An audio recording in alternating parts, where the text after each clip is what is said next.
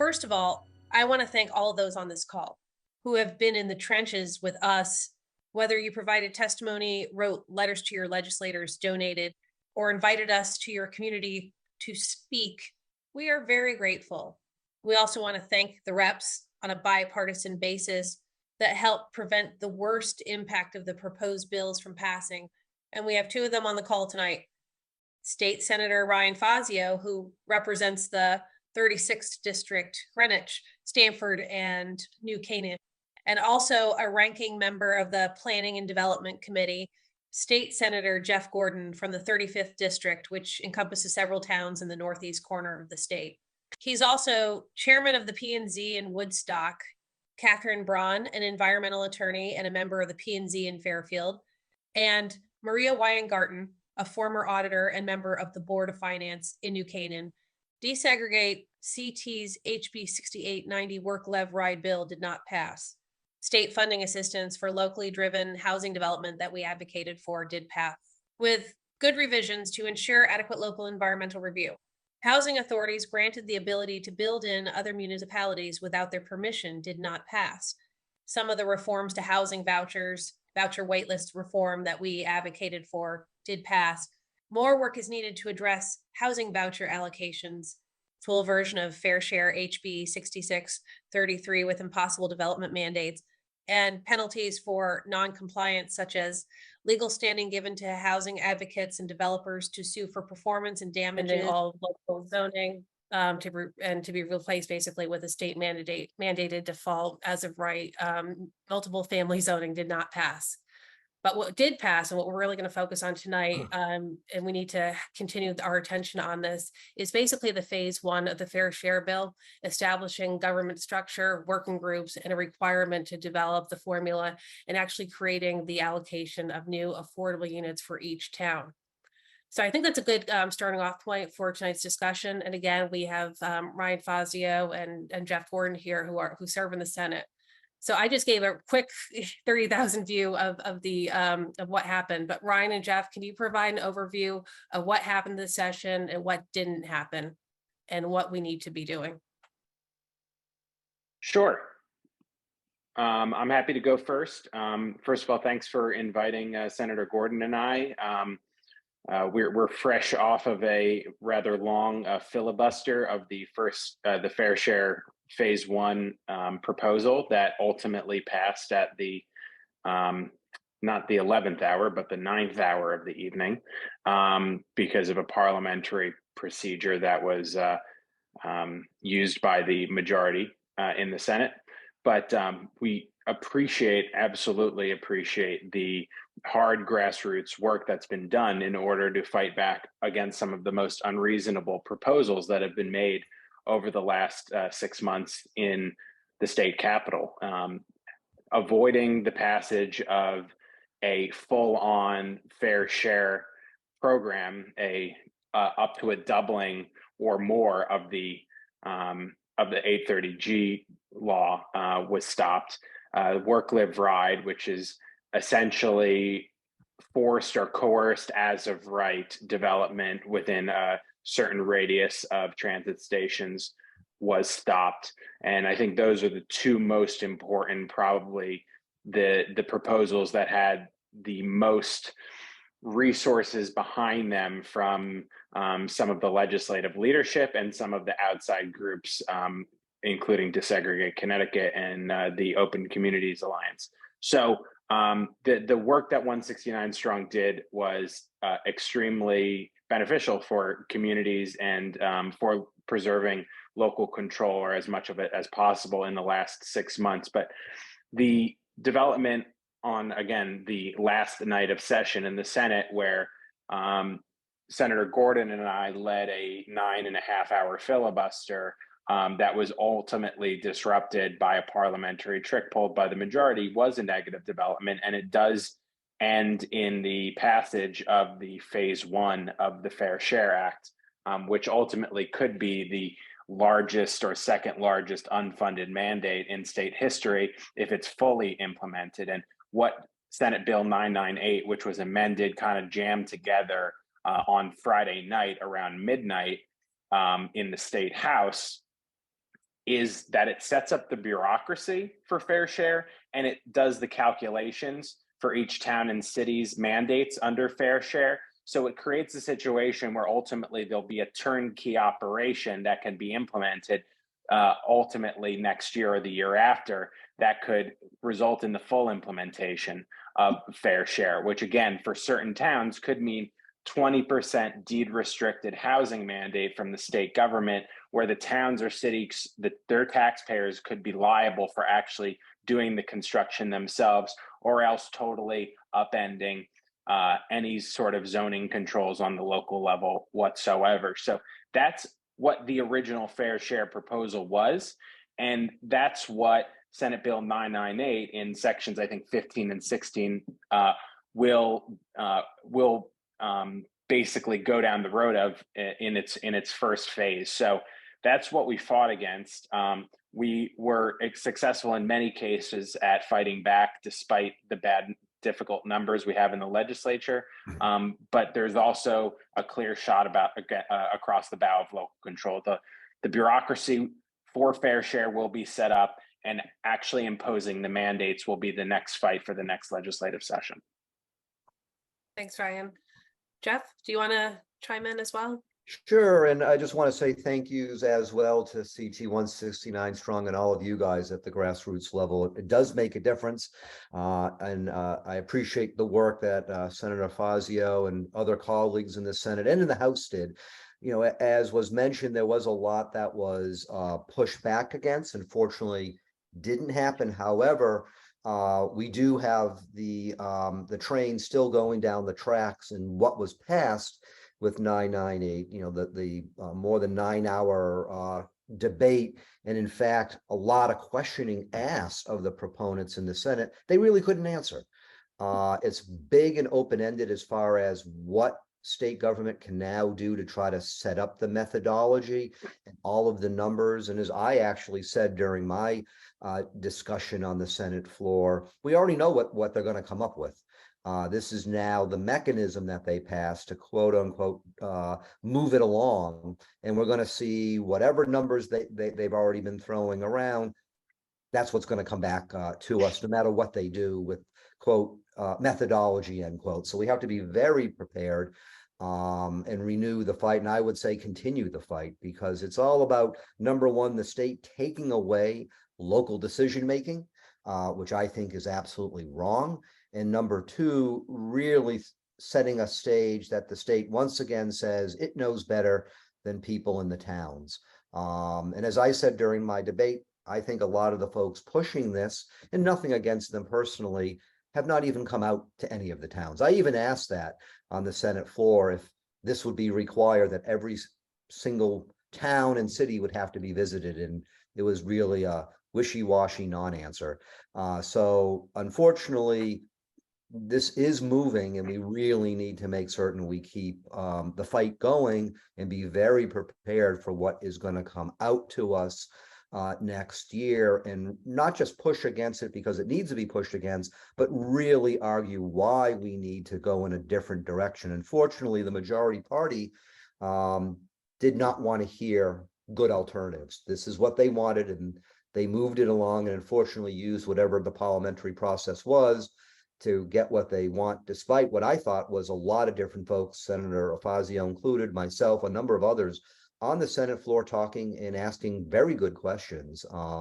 But again, it is what happened. But there was a lot of positive that came out. That is a lot that did not happen, fortunately. But I think stay tuned. We'll see that resurface. Great. And I was one of the folks who did watch the 9.5 hours of debate, and you and Ryan and your colleagues were fantastic. Really amazing questions.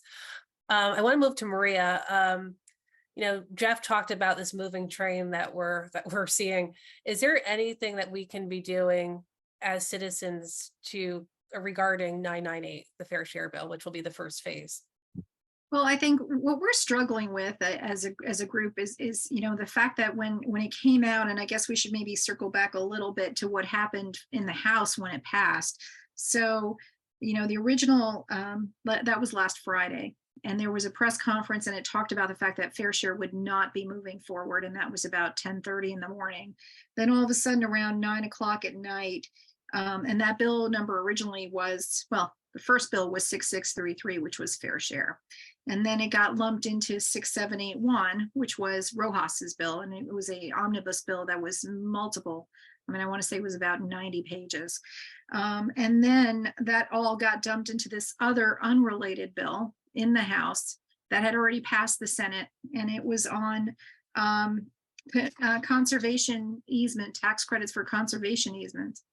And so it got dumped into this bill, and that was around 9 o'clock. We started hearing about that, and everyone started scrambling in the House on that bill.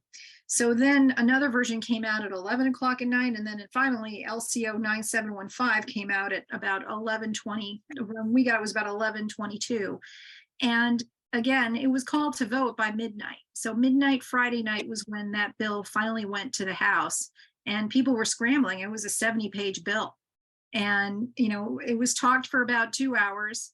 And then there was a decision made to add one good point to it was there was one amendment that was accepted.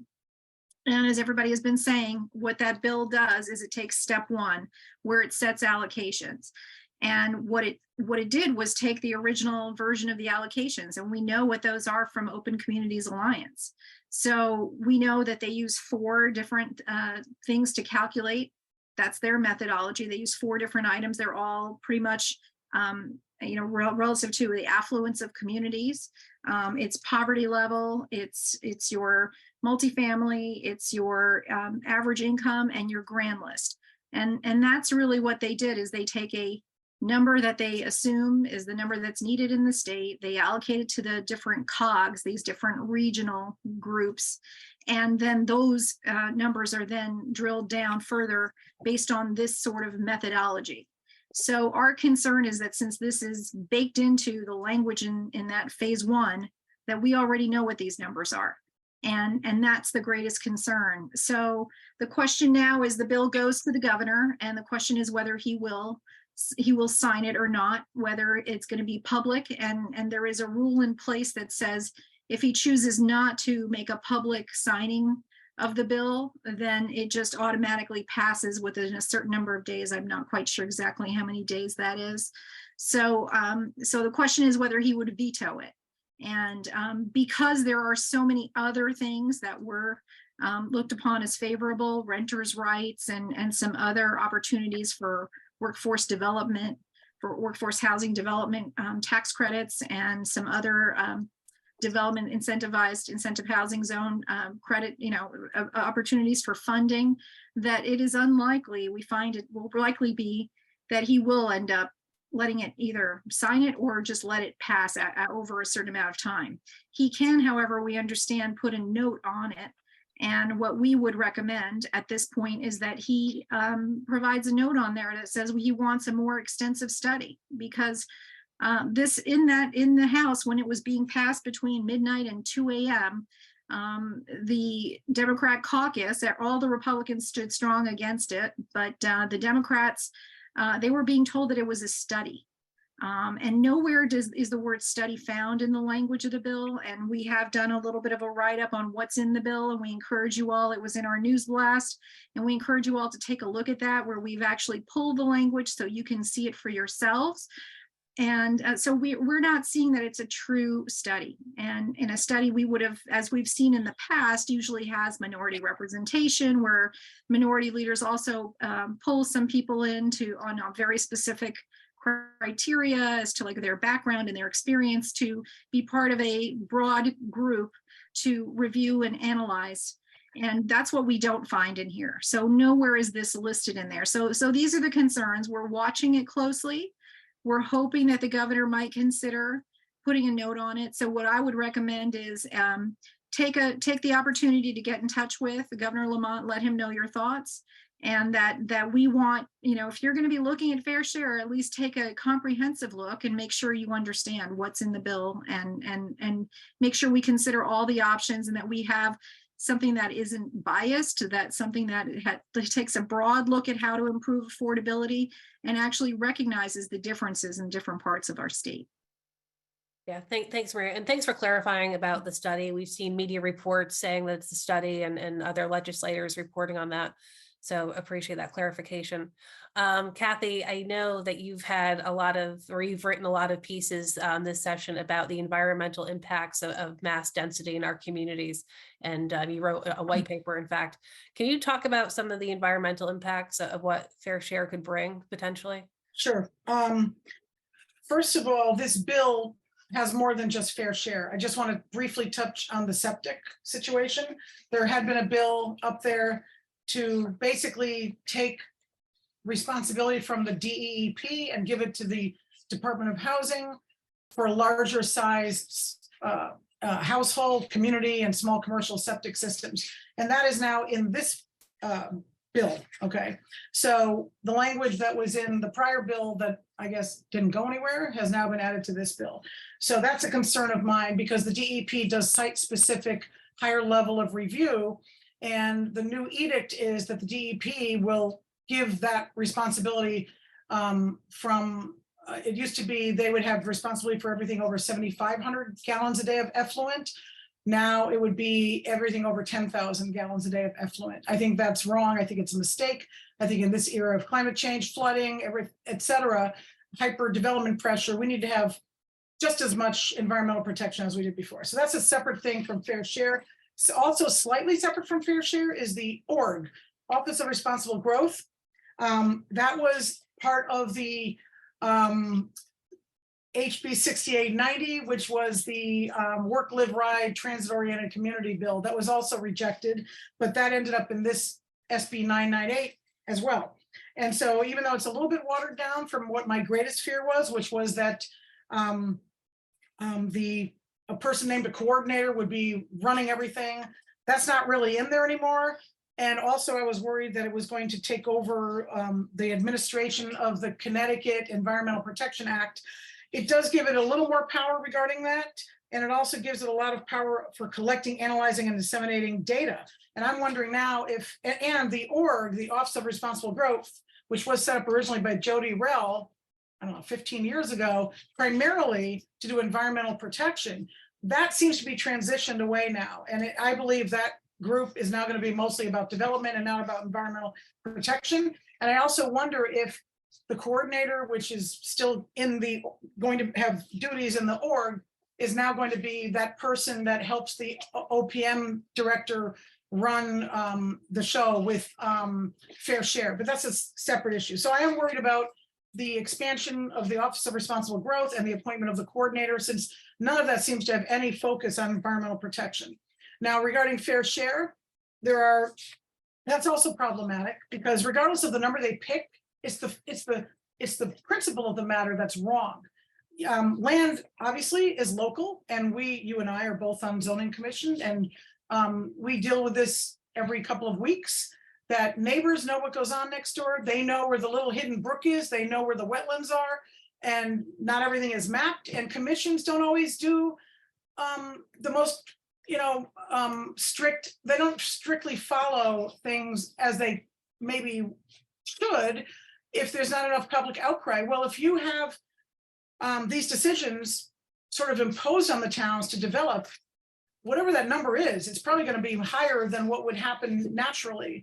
And you're going to lose, somehow you're going to lose the ability of the town to manage this because the number will be too high.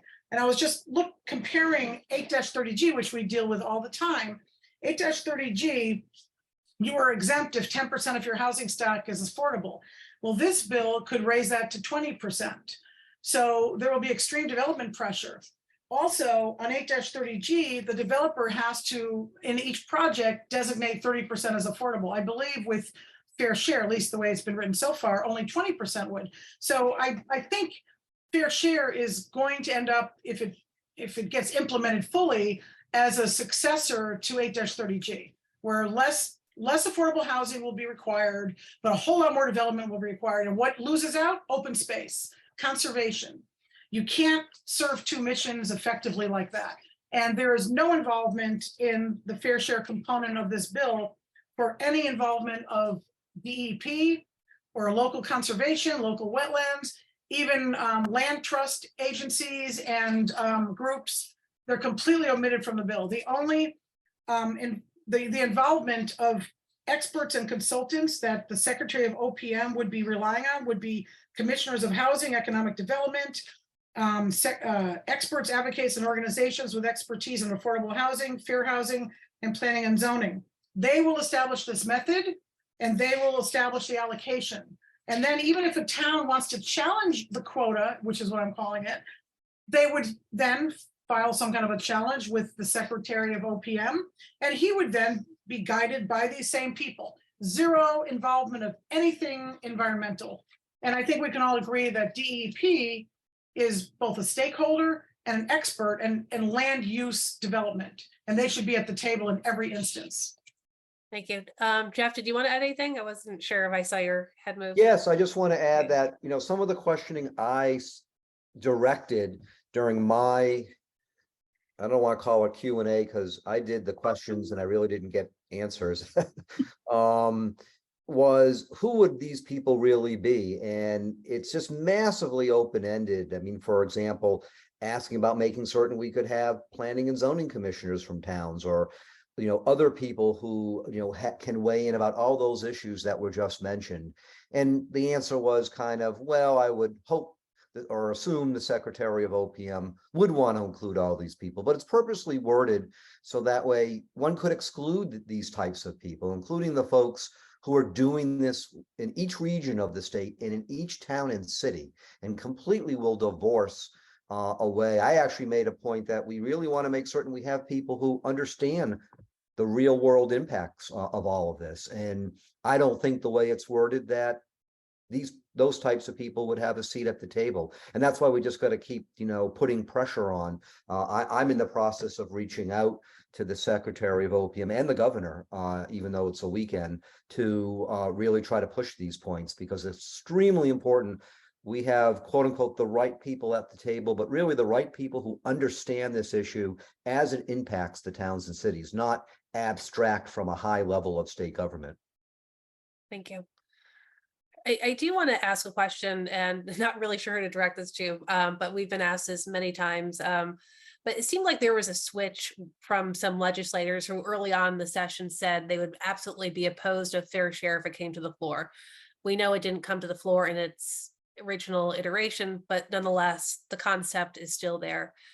Why would a legislator essentially, you know, go back on their word? Just, I know a lot of folks were frustrated. Can anyone answer that? Was there any pressure or anything that you can speak to? I think it's normally best if there's not a clear record of said legislator explaining themselves to ask that person directly. And I'm sure that there are legislators who you'd want to hear an answer from on certain votes and certain stances, and some you might be more satisfied about than others. So I would leave it at that. Yeah, fair enough. Thank you. All right, let's go to the audience. I know there are several questions here. Can you, someone from Ridgefield, I think it would be helpful if you could explain what fair share actually means. For example, it would mean adding 1,600 units in a town like Ridgefield. So what does that look like? Can someone explain what the fair share is? We're about to find out, but Maria, do you want to start with the overview? You might be the most adept at explaining that at a high level. So fair share, you know, I guess we'll go back to the original 6633 because that's sort of the blueprint of what we've seen. So fair share, the idea being that there are housing challenged within our state, and that information is gathered from a survey that's done by the Census Bureau, and then they determine as to what level of need there is. So the thought being that we should in our state create a fair share that's divided. So whatever that need is, that we should divide that need among all of our municipalities, but for the ones that are a 20% poverty rate, and there's 7 of them. cities. So the idea then is, okay, you've created an allocation, and as is mentioned here, Richfield is listed as having a fair share of 1,600 affordable units. And the original bill talked about a certain deadline within which to create those within 10 years. It also gave you a certain set deadlines by 3, 5, 6, and 10 years and for completion. And then the question is, how does that get built? Well, part of the concern is that it's very highly prescriptive, at least in the original bill, as to how many units are deeply affordable, things that, a developer generally wouldn't build for you. So I know that when in one version of the bill, we saw that it said that no town would be forced to build their own, that there was this assumption that developers would step in. However, there was still a deadline, and there still was legal repercussions should you not build it. So I guess the thought is then you would have to pay a builder to build it for you. But so the point being that if a developer comes in, they're not going to come in to build 1,600 units of affordable, because that is not going to pencil out for them on any project. So to build it, they would need to have a certain amount of market value to be built with their affordable. So where in this hypothetical that was given, it's saying that, let's say 20% is considered the fair share. So then you would have to build an additional 80%, that's market value, in order for that deal to pencil out. And actually, I would say in many aspects, I think even saying an 80-20 break would be very high. Most developers probably wouldn't want to do much more than a 90-10, in particular if it's deeply affordable, where you will only be able to charge a much lower rent to whoever comes into that affordable unit. So the point being that you would have to create 8,000 total units at that 80-20 split of in order to make your 1,600 of affordable. And in a town like Richfield, I'd have to look it up, but that's likely doubling their entire housing stock within their community, with mostly market value rentals. And so that's really what we're talking about here, is we're not, with something we've argued right from the beginning, is that we're not creating affordability when we're building such high density. Because what happens when you have a doubling of your housing stock is that all the other needs within your community, and as Jeff and Ryan really eloquently said during the debate, and I highly recommend anybody watch that, is that you really have so many costs that you have to, whether it's fire or school or your police or your anything else, your sewers, your town water. All of these things are your infrastructure costs that are not going to be covered by the state. That's going to be a cost that's going to be borne by your local taxpayers to make up for that really high density development, onerous high density development. So I hope that explains it. If you go on our website, you will see we have a fair share calculator, and you can see your numbers for your town based on what Open Communities Alliance came up with. And I will add this, and I'm not sure if our two senators here got this letter, but a letter was forwarded to us that was sent by Aaron Boggs from Open Communities Alliance to the senators saying, guess what? I've got your numbers for you. So you can feel free to pass this bill and then use our calculation that we've created. So, make no mistake, they already know what their numbers are. This is just a charade. It's step one, and it's a reckless and onerous policy. It should never have been legitimized by passing it this way. If you're going to study how to do an allocation, you would have to look and consider all of these local infrastructure impacts before you assign onerous fair shares to anyone, because they're unworkable. And even what's most absurd is that the Democrats did have someone come in from New Jersey we've heard this. They got back to us that someone from New Jersey was on a Zoom call with the leadership and said to them, they showed them, Aaron Boggs and company showed them the numbers that they were looking at, and they said, oh, these are not workable numbers. These are too high. You can't do this. They won't ever be able to create these, in these deadlines. This is too onerous. So they even heard this from New Jersey Fair Share, that their plan was completely unworkable. Yet here we are with a bill that's passed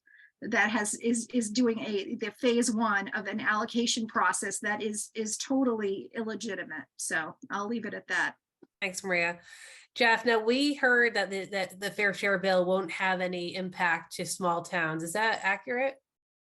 No, absolutely not. One of the things, and I know a lot of us spoke about this in the legislature, is all these calculations being done completely separate from what is the actual reality in every single town and city, all 169. Doesn't matter what region of the state you're in. It will not take into account, there's nothing being discussed that it takes into account what's really, truly going on with infrastructure, or for many towns, lack of infrastructure in small towns. No public water, no public sewer, no real major road system to support a lot of additional housing, unless you're talking about certain state roads. But otherwise, the towns themselves don't have that. The impact on school systems, the impact on other services that might be needed, such as for small towns, if you're going to be having more people move in, small towns don't have their own police force. They rely upon state police and the barracks, who are already massively understaffed. And we know that that came up this legislative session, but also impacts on where are the jobs locally when you're going out to small towns compared to, say, suburbs or cities.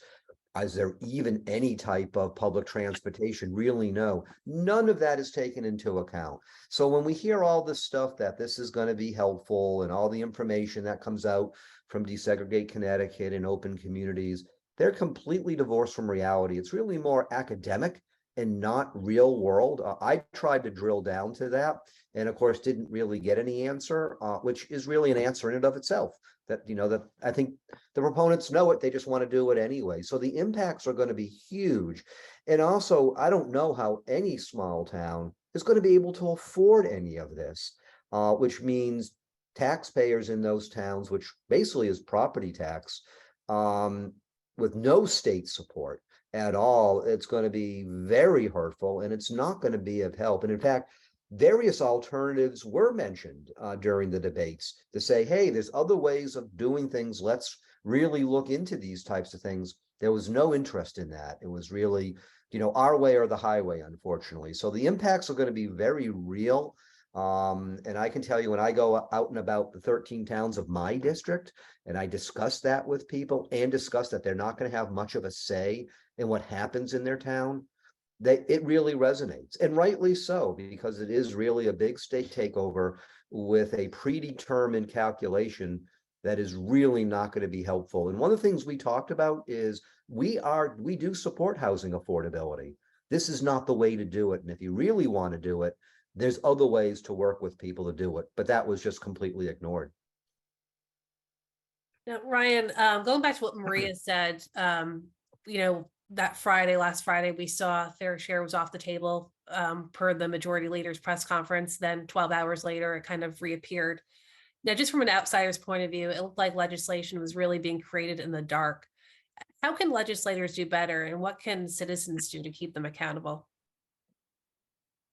Well, I truly believe in the 2 terms I've been up there, that when legislation is made in broad daylight, when it goes through the normal committee process, the public hearing process, and when there's people involved on both sides of the aisle negotiating in good faith, you actually get a good end product. I really do believe that openness, negotiation, and bipartisanship actually yield good legislation.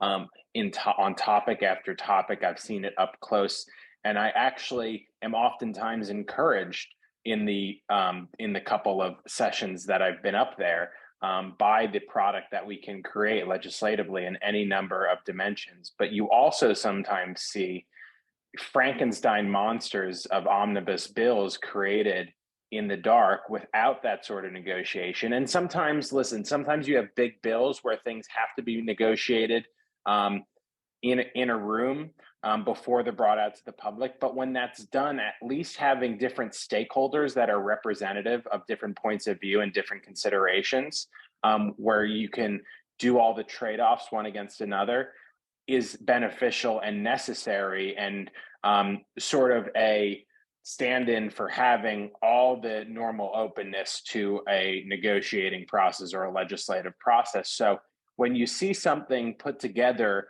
with different sections, one not having anything to do with the other, and that was a topic of a part of my floor speech, was that the legislation is itself full of internal contradictions. The first dozen or so sections are impositions on property owners and landlords, which will create a major disincentive to building new housing supply in the state. So that will essentially shift the supply curve for housing the wrong direction, which will raise price and decrease availability. Whereas, at the most generous, the interpretation of a fair share is that they want to shift the supply curve out and create more housing available to the total market. The bill doesn't even make sense by its own standard in that way. And so that's, I think, the end product of legislation shrouded in darkness, that's put together in a Frankenstein sort of way at literally the 11th hour of a Friday night before the end of session, brought to the House at midnight on a Saturday morning, and ultimately voted through the Senate by virtue of a trick of parliamentary procedure after 9 or 10 hours of highly unsatisfactory dialogue and questioning of the lead proponents. So I have to say, reaching out to legislators as 169 Strong was encouraging, as so many people on this call doubtlessly did, was very helpful to the process. It actually probably cooled the legislative process. It reduced the ability of the lead proponents to pass more radical legislation. So continue doing that. I mean, it is very necessary, and ask your legislators when they run for office where they stand and what they're willing to commit to, and hold them accountable when they break those promises. So, and it's an unfortunate outcome, but it could also have been worse, and worse is going to continue to be fought for by the proponents of this type of legislation in future years. So we have to stay attentive and stay vigilant. Thanks, Ryan. Question from Nicholas. Could not these requirements, infrastructure, reduce property values, be considered under the takings clause? Kathy, would you, being the lawyer that you are, would you have any insight on that? I'd have to think about that and do a little research on that. That gets raised a lot in wetlands and zoning hearings when applicants feel like you're overburdening the landowner when they want to develop their property. So this is kind of like a reverse argument. I think it's probably not enough of a direct causal effect. Although I have said that I think 8-30G should be challenged at a much higher level in our state up to the Supreme Court, because I feel that it's irrational and unworkable. But I'd have to get back to me after this and I'll take a look at it again. But I wanted to raise one other point about this. I think about the process. I think it's terrible that you would take a bill to reduce taxes, so to encourage people to put conservation easements on their property to help preserve open space, and then put all this stuff in there that would kill open space preservation. I don't think people probably had a chance to read through all the details, and they probably just thought, oh, we're not implementing it. It's just like studying it. No, it's not. You're setting up a government structure. You're coming up with a formula. You're creating work groups and task groups and guidance people. You're hiring people. You're developing a whole department and expanding it. And it's all to come up with a development mandate, which will be imposed at some future date. Why are we doing this? If it was a study, make it a study. It's not a study. It was snuck in under a conservation bill, which I wanted. But I've already written the governor and said, I want you to veto this, even though I want the conservation bill. This is more harm than what the conservation easement bill would have helped us with. This is much more harmful than that. I'd rather lose that and not have the harm of this being imposed on us.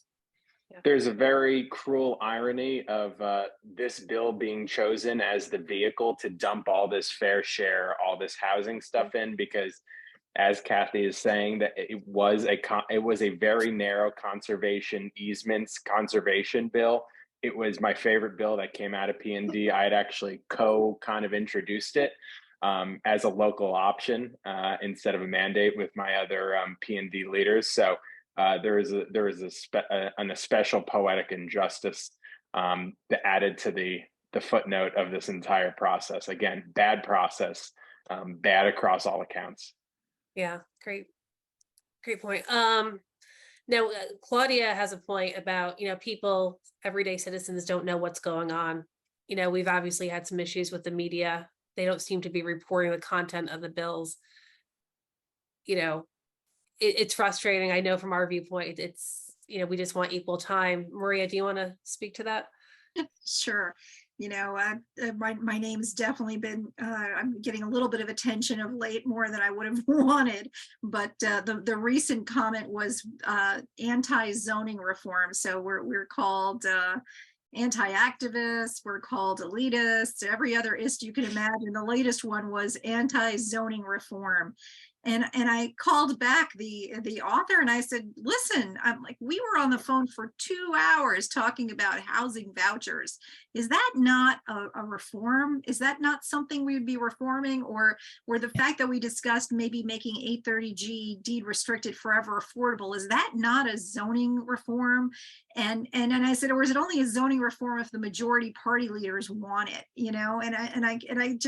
I said, it's unfortunate because we don't sit in an echo chamber. We are here listening to any and all good ideas and hope to give a voice to who may not be heard, to make sure that we've got the best options out there, because we want to be cost efficient. We want to be, we have limited land, we have finite land, financial resources, natural resources, and the worst thing that we could do is enact really bad policy that causes us to misuse what we have and create what we don't need or is in the wrong scale, or it should be home ownership, not rentals. And this is what's really frustrating is that there's this lack of listening, and it's much easier to just try to, attack people, and it's humorous. And then they said, okay, so name one bill that you supported, is what they said to me. And I said, okay, well, how about the Democrat bill that would have given seniors tax abatements so that they could stay put in their homes if the property values have increased and the taxes had increased? That was a really good opportunity to do a slight way of improving. It's 830G. It would have gone under deed restrictions, which are there aren't as many deed restrictions versus the other categories. And I had the opportunity to meet the woman who was the sponsor of the bill, and she said, "Oh, you're with CT169Strong," and she goes, "That means my bill's going to get." She's a Democrat, and she said, "Well, that just means my bill's going to get rejected because you came out supporting this good reform. They're going to reject my bill." And I said, "How sad is that? That such partisanship." And it's not about, we really need to start focusing on doing right by our residents. We need to stop protecting institutions that are maybe not doing the right thing. We've uncovered 36 million in reserves sitting in the New Haven Housing Authority. That represents at least 1,000 vouchers that could be pulling 1,000 people off of wait lists right now, today. But that money is being held because, I don't know, they want to use that toward financing of a new project for a development, maybe. But 36 million, representing 36% of New Haven Housing Authority's budget, is sitting there. $36 million. Stamford, which is the second largest city, has much, much less than that. Stamford has only 3 million, a little bit, almost under 4 million sitting there. $36 million. How much good could we do with that money, and why are we not? Yep. Thank you. We have a question from Peter Collins, a fellow P&Z commissioner in Fairfield. Did they look into sewer and septic systems that would be tying into all this development? Some are decades old. Kathy, do you want to take that, or Jeff? You know more about the boots on the ground aspect of that. I only know about the sort of what they added to the bill. They took away authority to give environmental review from the DEP, but more. I'm happy to speak that. No, it really didn't come into any of their calculations. I mean, I'm sure they're aware of it, and the impact, but I think that's something that they did not want to bring up. They didn't want light shined on that because those are major impacts. If you're going to have to connect into existing sewer, can it even handle it? You know, is it need to be upgraded? If you don't even have public sewer, then what are you going to do? These are all the real world considerations and impacts that when you have an academic calculation and it may look nice on some type of Excel flow sheet, out in the real world, it does not work. And that was one of the major points during the debate in the Q&A was, you know, the real world impact. And in fact, one of the things that that I want to just quickly mention is, and I did touch upon this in my discussion, is when we talk about 830G, those requirements are very strict and we know they just don't work, but there was no, you know, I guess, willingness by the majority party to want to actually understand that publicly and work publicly to make something better, all the different options and alternatives to really look at what I call attainable housing, where towns could actually meet and are actually doing that now. Or what I was talking about, housing affordability, which is affordable housing doesn't sit in a vacuum. We live in an expensive state and it's unaffordable for too many people for too long.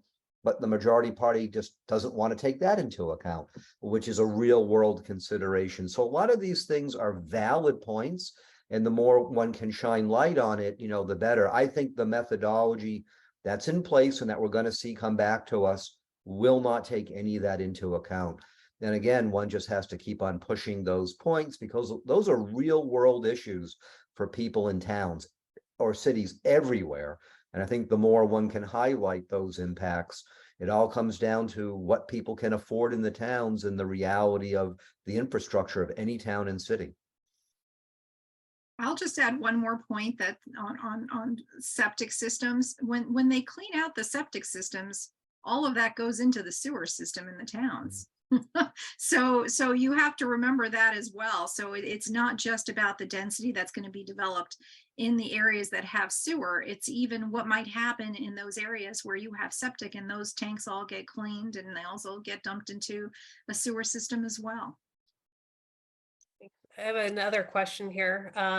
Sorry, it was texted to me from an audience member. To the extent that Connecticut would benefit from enhancing housing affordability, is 830G and or fair share the best policy option to achieve this objective in terms of the results and all the costs and benefits? Go ahead. Neither of them are good. I don't know if it was an option either or. I would say neither are good because both of them eviscerate local decision-making, which has to be based on all the criteria in the local area because you can't move land. It is where it is. It's affected by what happens nearby. The town is affected by these mandates. We as zoning commissioners cannot consider things like budgets, schools, crime, you know, police department, any of that stuff. But this fair share, that should be an argument against fair share before it gets to the zoning level. Once it gets to zoning, I mean, there will be no more zoning decision making, but to the limited extent it is, we're not allowed to consider those. It should be considered now. It would be insurmountable to expect this. And I'm looking at a town like Easton, you know, 70% watershed property. They are the keepers of our drinking water. They have very little commercial development. They impose something called low impact development on purpose to protect our water that services maybe 700,000 people in the area, including 90% of Bridgeport. Okay, they need low impact development. They don't have sewers. They don't really have the ability to do sewers. They have septics. And now this bill is taking away DEP control over a big chunk of septics and leaving it to the Department of Health. So it's got misplaced priorities. And neither bill will work. Neither bill is doing the right job. Yeah. Neither law. Yes, and that was also part of the discussion on the floor. I've and other legislators have always made it a priority to say that we think that there are better ways to go about advancing our goals for creating more housing or more affordable housing in our state. Maria's touched upon the problem with the voucher system for low-income residents over and over again. I think has helped popularize the topic. The vouchers should follow the individuals who need them. They shouldn't be caught up in the bureaucracy of housing authorities, especially as we see currently with over $50 million caught up that could be helping people. When we do have state funding that is deployed to subsidize the creation of low income housing or workforce housing, it should be more formulaic. It should, again, follow the construction rather than go to specific municipalities or specific areas that have a political tie-in to the authority in Hartford. The hundreds of millions of dollars in the Community Investment Fund to create affordable housing, almost none of it is eligible in towns that are not clearing their 830G requirements. So you're telling towns that they have a stick, but they don't get any of the funding. Almost, I think, zero of the hundreds of millions of the funding in the Community Investment Fund in order to support the creation of more affordable housing. That makes no sense. Again, change 830G in order to both account for and then encourage more market-based affordable housing, naturally occurring affordable housing, whether it's senior housing or accessory dwelling units and so on. Give towns more flexibility to do the set-aside development under 830G based on area median income or state median income. So maybe you're doing a little bit more development, but they're smaller scale, they're less dense and less overwhelming. No 100-unit Weed Street type developments in residential areas. And then also reform the moratorium process under 830G. Again, New Canaan's been treated very unfairly, even though they're doing their best to create affordable housing. And that also creates a major disincentive for towns under 830G to actually act in good faith if they're not getting credit for it. They're not getting the sticks against all the carrots. So there's a lot of ways that I'm very confident we can come together on a bipartisan basis to advance our affordable housing goals in the state. We're not doing it. We're doubling down on all the mistakes of the past. And it's a shame because we could be doing far better.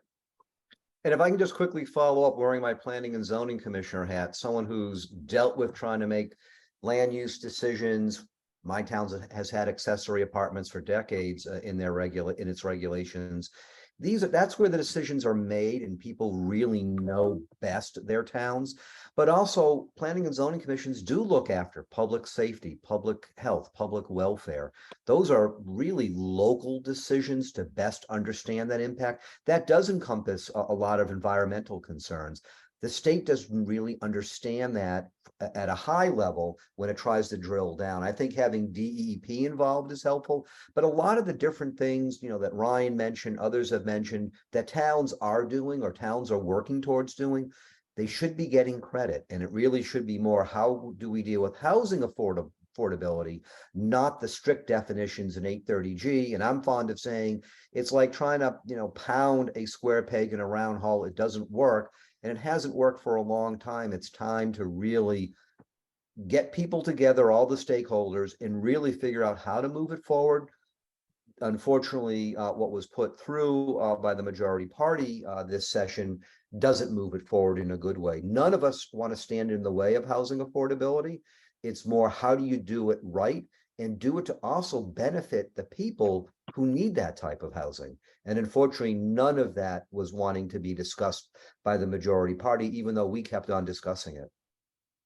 I would agree. And just as a reminder to everybody who may not know, we created a white paper that reviewed the 830G 4 categories and how they are, essentially unattainable by many towns just because of their makeups. Because you can't have farmland, so you can't qualify for a USDA loan. Your property values are too high, so you will have very few chapel loans. Those are meant for people who are trying to purchase a home who have a lower down payment, but there are income thresholds and there are also property value thresholds. So again, so many towns do not qualify for some of these, or will have very little of those. And again, as Ryan mentioned, and as we've pointed out, the vouchers go mainly to Hartford and New Haven, get the lion's share. And when I say double or triple, it is astounding how many shares they get versus even other cities throughout, or like Stamford, which is the second largest city, or Bridgeport, way more, double more. It's unbelievable. Yeah. But the other thing I'll mention is, if there had been a real study, if they had been earnest about trying to do a true study, they could have taken a look at our neighbors up in Massachusetts, who also have a version of A30G. I believe it's called 40A. And what's interesting about their version is that they do not allow A30Gs to override height. So, if you think about A30G and not overriding that height, it doesn't create that enormous density and the concern that we all have with development that's not consistent with what else you have within the area. So, if you have 3 stories, then it would make sense that, that should be a restriction, that it would not exceed that. And if you look at, and some polling that's been done on their version of A30G says that most people are not as against A30G there. So had they created A30G in a way that would not be as onerous, that would not allow such outsized rights to a developer to override height, setbacks, and all of those things, I think you might find there more development would have happened already. And I guess the other thing they also have on there, which is interesting, is a cooling off period. So if a developer came in and tried to propose something large, and then they were denied, they couldn't hang the threat of calling an A30G. They would have to have a 1-year cooling off period. Again, it prevents this taking advantage of towns. It brings everybody to the table with like real numbers, not just coming in with something onerous and then threatening A30G.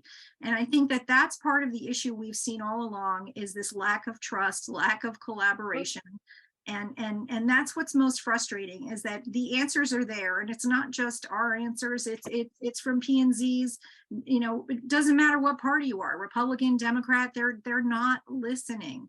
And that's the problem, is that if you only look at the same thing over and over again, you're not going to get to the right solution. We've shown why, we've explained it, and these people who are very good at what they do, who are in their local P&Cs and who understand it best, they've explained it. Yeah, Maria, I do want to cut you off, because I know we're getting past the 8 o'clock hour. And I know that you have a lot to say and great things to say, but I actually want to turn the conversation just back to CT169Strong, Kathy, Maria, and Tara. What's next? What's going to go? I mean, we're not going to stop now, so maybe you can tell the audience what we're going to be doing next. Well, I'm in the background, but I can say this. I'm not always the girl in the front. Listen, people need to understand that you can't just be upset about something and sit back in your house on your couch and think something is going to get done unless you actually support the people who are actually out there on the line, making the calls, writing the op-eds, funding a lobbyist, which is really big for us this session, and making real headwaves and headaches for people in the legislation. We've gotten more emails, calls, texts about how difficult CT169 is. And you know what? The reality is that's a really, really good thing. We can't do that without people within the state listening and supporting us. And it does take dollars, and I'm not but please, you have to understand that we can tell you everything. We can dissect bills. We can give you the facts. We can line it all up, but we need support. Please if you're on the call and you care about this, really reach out to other people to be part of what we're doing and support what we're doing. Yeah. So Maria or Kathy, do you want to add anything before we end our webinar? I just want to say I'm so thankful to be a part of this group. I've been doing more or less pro bono wetlands preservation and open space preservation for over 20 years. And this is just a sort of a really great vehicle to continue on sort of a broader scale, because the bottom line is we're all governed by state law.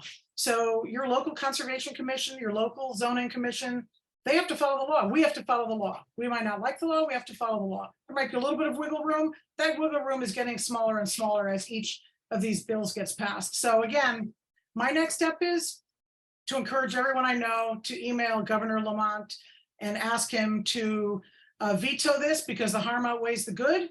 And he is a proponent of local control. And this is a step away from local control. So whatever benefits are in that bill, they're outweighed by setting up this superstructure of a bureaucratic department and protocol to impose allocations that were already rejected. That's why the rest of the bill didn't pass. Thanks, Catherine. Maria, just leave it. I We'll think, give yeah, you the I last think word. we're looking to make sure that the study is, that there becomes a real study, that we take a look at all the different options. We are not going to stop. You know, our watch continues, and we will keep going, and we are going to listen and get more ideas. We're going to look further down to do a much deeper dive on vouchers than we've done so far, because it definitely is one of the issues and one of the solutions that is the easiest and most effective solutions to help those that are most housing challenged most quickly. So we want to make sure we have the right solutions in the right locations.